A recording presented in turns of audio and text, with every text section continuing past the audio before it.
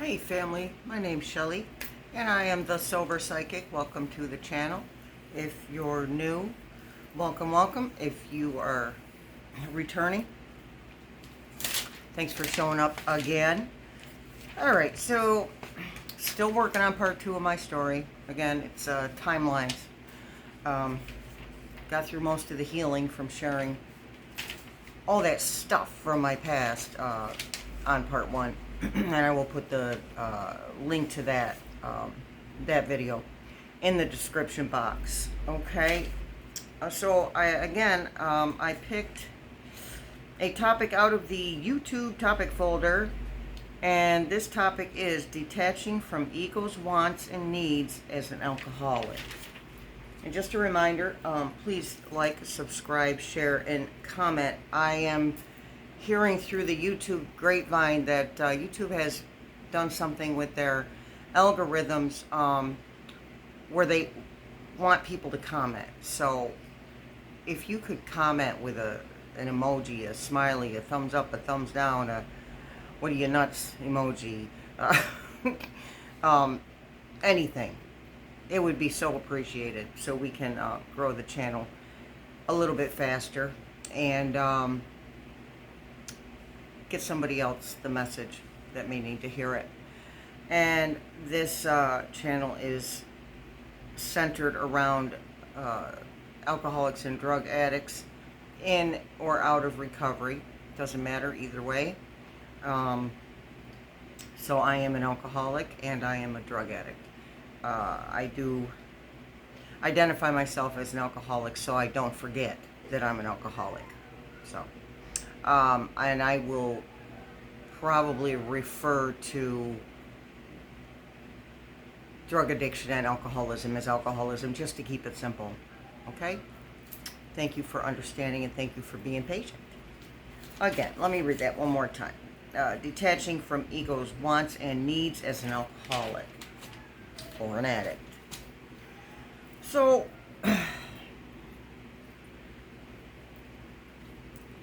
the question, I guess, that I had to ask myself was,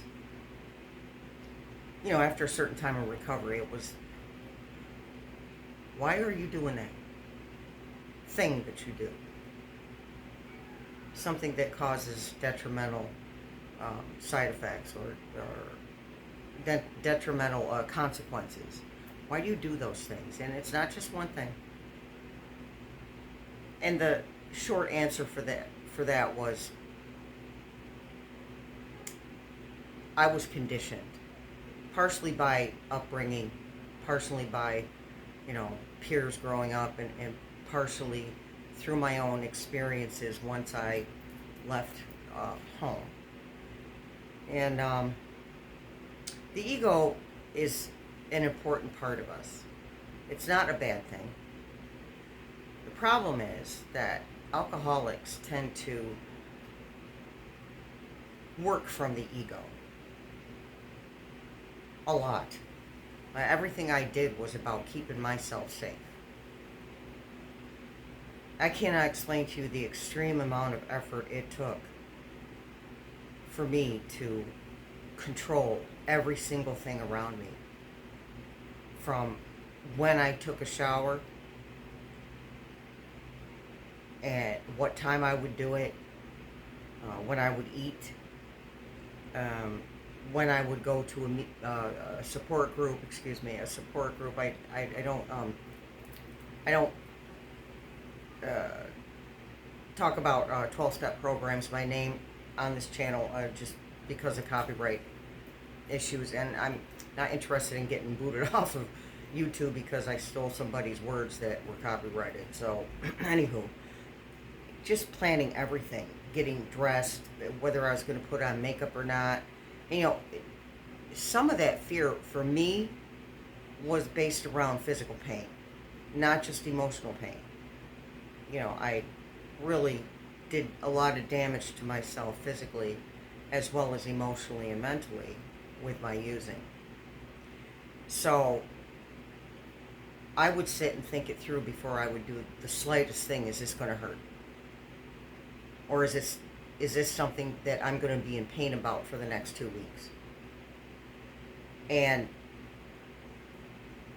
even though that can be a healthy thing in moderation, it wasn't for me about moderation. I wasn't interested in moderating. I didn't want, and I still don't. I'm just better at pushing through the issue. I'm not interested in feeling physical pain because my physical pain is 24/7. And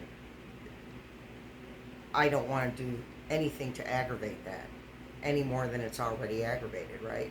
So, excuse me. So, and then there was the emotional pain aspect when it came to other human beings. Not setting boundaries. Didn't know how to set a boundary. What the heck was a boundary? Other people had those. I didn't have those. I wasn't allowed. Because of my experience, I wasn't allowed. I had nothing to say. I had no valid opinions, and I had no right to feel or act the way I felt or acted. So a lot of my life, and it's still something that I'm working on, but a lot of my life was centered around, is this person going to be mad at me if I say this? Is this person going to be mad at me if I do that? And that, again, is ego. Pure ego. Ego-based fear and fear-based ego. It's the same thing. So reverse it how it applies to you, okay?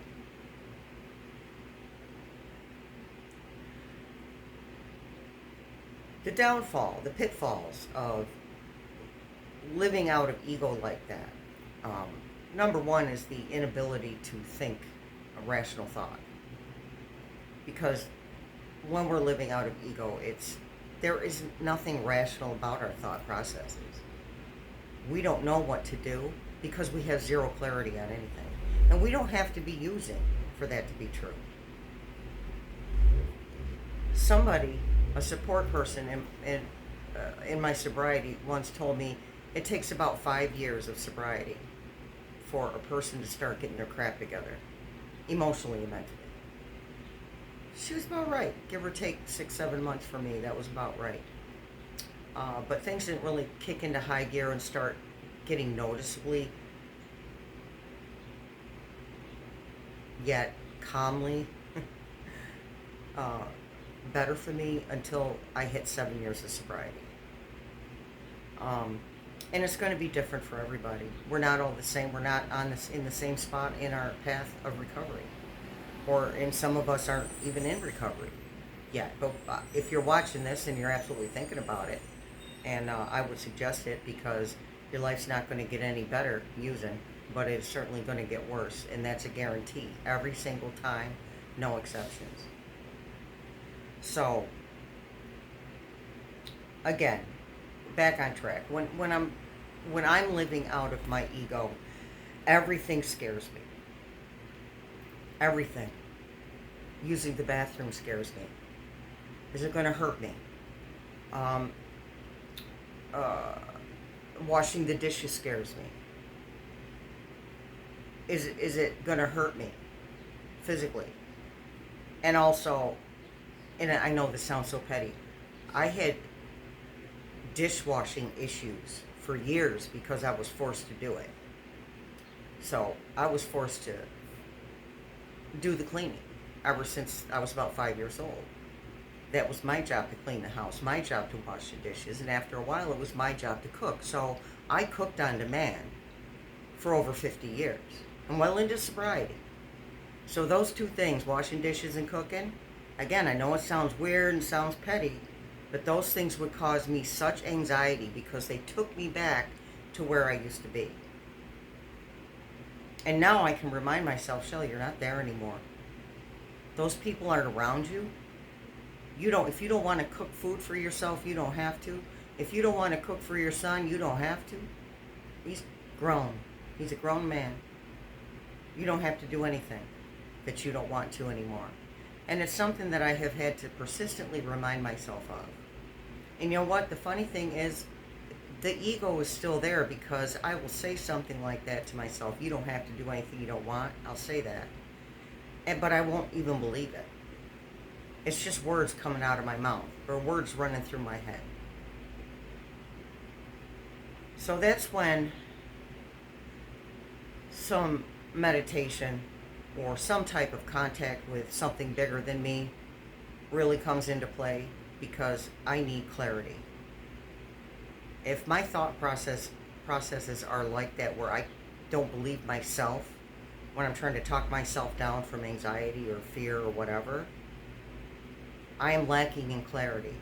And the only way I'm going to get that clarity is through speaking to or asking for help from either another human being who is in recovery, or a sibling, or one of my kids, or something bigger than me, a higher power. So, what's more examples of living out of ego? Relationships. It has to go this way. Exactly this way. We can't vary. It has to go this way. Because if it doesn't go this way, A, B, and C might happen. Might. Now, for some of us, A, B, and C happened every time because we kept going back and choosing the same type of people to be around. I don't mean just love relationships, any relationship. When I was using, I had an awful relationship with my kids. That was on me. That had nothing to, they didn't do anything. I was the one doing the dirt, not them. And I think back on it sometimes. I used to get embarrassed when I thought back on it, but I've been doing a lot of inner work, shadow work, character defect work, I've just been doing a lot of inner work. And I have some memories that used to embarrass me so bad, I wanted to go hide in a corner, literally. I had to fight going to hide in a corner, covering my face, because of the way I behaved. And the way, how obnoxious I was. All that stuff was about my ego. Worrying about what other people thought of me, and not even realizing that I was acting like an idiot. Now, I don't have to worry about what other people think of me. That's an ego thing. What's this person going to think? What's that person going to think? The only people that are paying any attention to me are people who want to cause me problems. And not because I'm so wonderful to pay attention to, but there's just people like that on the planet. And I'm going to keep saying it. The brighter you shine, the more clean and sober you get, the more people are going to want to screw with you. But you got this. Because you're not the same person you used to be. You know, some of us, I think most of us have been talked trash about long into sobriety. Until maybe sometimes years later we finally proved to them that we weren't trying to go back out and use. We had to build that trust back up. But the thing that broke that trust was the ego. We drank, we drugged because of our egos. Because if we would have dealt with the emotional pain that we were looking at, and this isn't for everyone, but for a lot of us, if we would have dealt with that emotional, or the thing that was the elephant in the room, let's put it that way. If we would have dealt with the elephant in the room, we would have been caused emotional pain because chances are we were doing some dirt, or doing something we shouldn't have been, or doing something silly, or doing something to embarrass ourselves. So that's ego too. And it all boils down to fear. I'm afraid of emotional pain. I'm afraid of physical pain. I'm afraid of mental pain. And some of us have been afraid of everything. The smallest things. So, in order for me personally, and I can only speak for myself as far as working on ego, it was to start getting into that inner work and taking certain steps that are suggested to take to really dig in to our issues with our character, our character defects. I have to use that term. Our character defects, our shadows, our, some people call it our bad side. Okay, I really don't like that word, but I think some of you can relate better to that. Yeah, I mean, we have, at this point, this isn't always going to be, but at this point, we as a human race even need the negative stuff for the positive stuff to exist. Because once we see the negative stuff, now we know what we don't want. And then we can start bringing in what we do want. Listen, this is a process. When we take those suggested steps, we are going to only get the tip of the iceberg at first. And that's probably a safety mechanism. And I feel higher power stepping in saying that's all you need to, you don't need to remember anything else right now, because you got enough right there. So we just keep chipping away at the tip of the iceberg. We're never going to get to the bottom of the iceberg. There's just too much. We caused ourselves too much trauma and drama for it to ever be done with these character defects. So sometimes we say, well, I want to get to the end of it. And that's what a lot of people, myself included, fresh into recovery, think or thought. Well, once I do this, I'll be good to go. When I get sober, all my problems will disappear. Everything will be peachy keen. I'll be a perfect person. Nope. Doesn't work that way. And we weren't put on the planet for that anyway. We were put on the planet to experience these things that we've experienced. Because at the end of the day, a person's personal opinion or a societal opinion about us doesn't mean shit. Because they don't live with us. They don't live in here, and they don't live in here. We do. We do not get ourselves together and stay together for somebody else. Not going to work. Never going to happen. And if it does happen, it's not going to last. It just isn't going to last. I spent 6 years a dry drunk. No support group. The support group scared me. I wasn't ready. But the support group scared me. The people that were there scared me because in my mind they were better than I was. Oh, ego. There she is again. Shelly's big fat ego can barely fit her head through the doorway.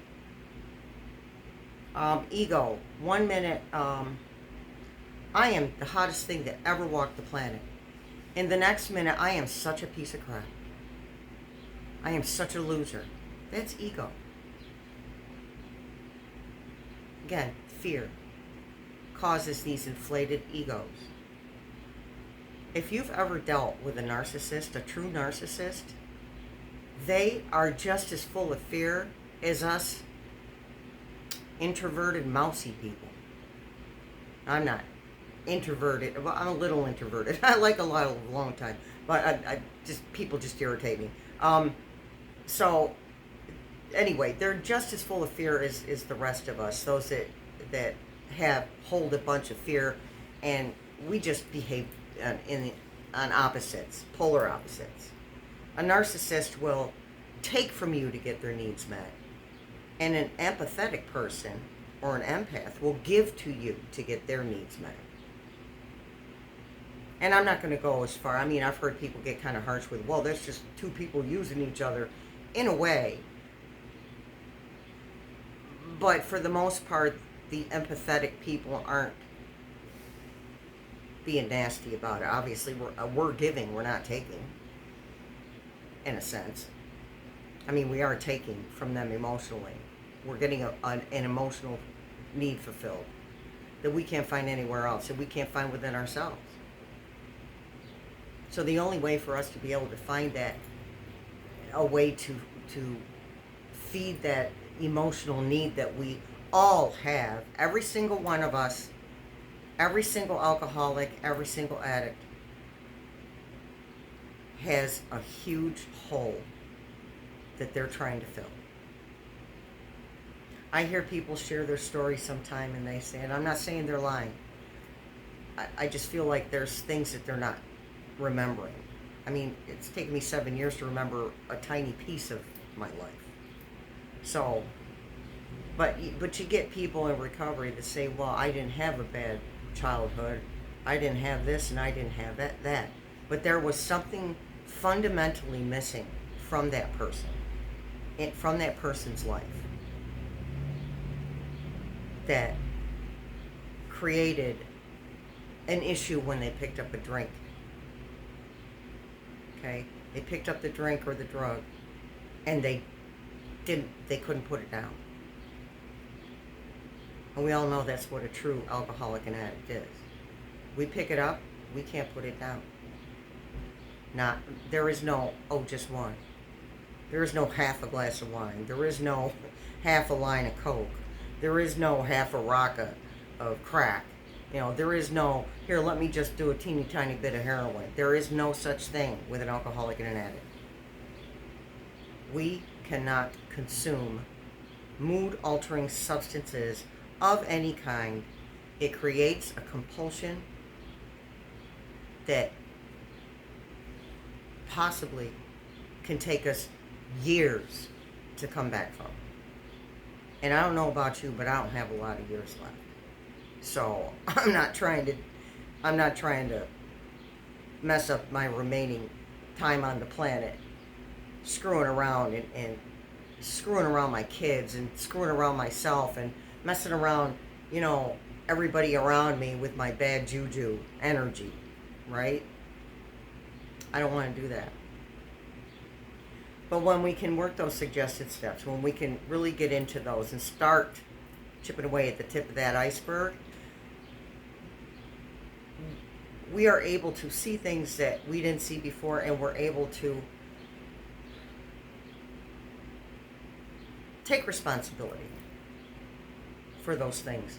And it's hard to do that, and we don't always want to do that. I don't actually know any alcoholic or addict or any human being, period, that really wants to take responsibility for their actions. But it's imperative if we want to start squelching that humongous ego of ours and start learning how to walk through fear. Courage is not lack of fear. There is no such thing. Every human has fear. I don't care how smug they are. I don't care how much they don't know they're fearful or have any fear. Every human has fear. Doesn't make us bad. It makes us human.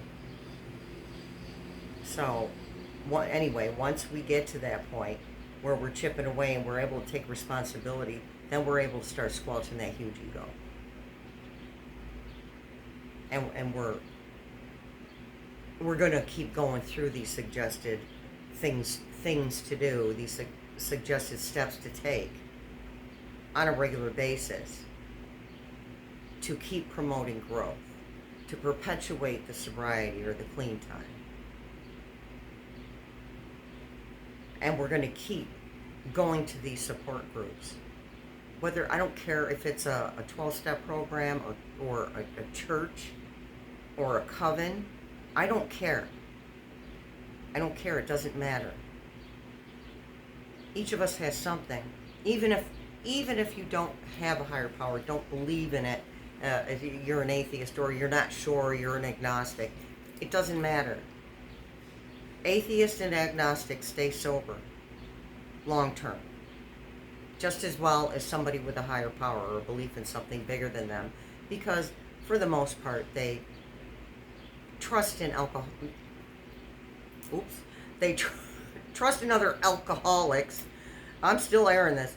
They trust in other alcoholics, and they trust in other addicts who have been where they've been and have got themselves together. So it's really important to trust somebody. And at the end of the day, it's important to learn how to trust ourselves. Every time we make the best choice or do the next right thing, we should remember that next time we're in doubt of ourselves. And we're not perfect, and we're never going to be, but we do strive for perfection. We strive to be the best version, the most authentic version of ourselves that we possibly can. And that ego hides all that. It overshadows everything. But we don't need to be fearful anymore. I'm not saying all the fear is going to leave. Come on, I still have stuff I'm afraid of. But it's better.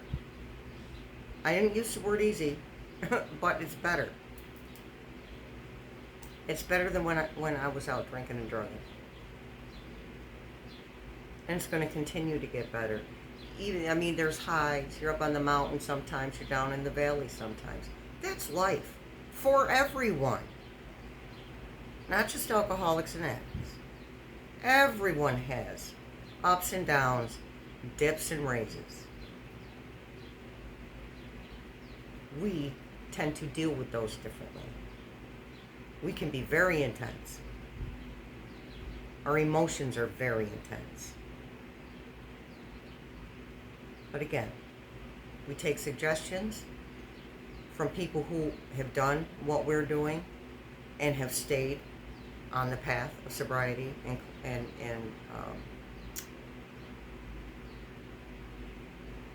clean time. That's the only word I can come up with.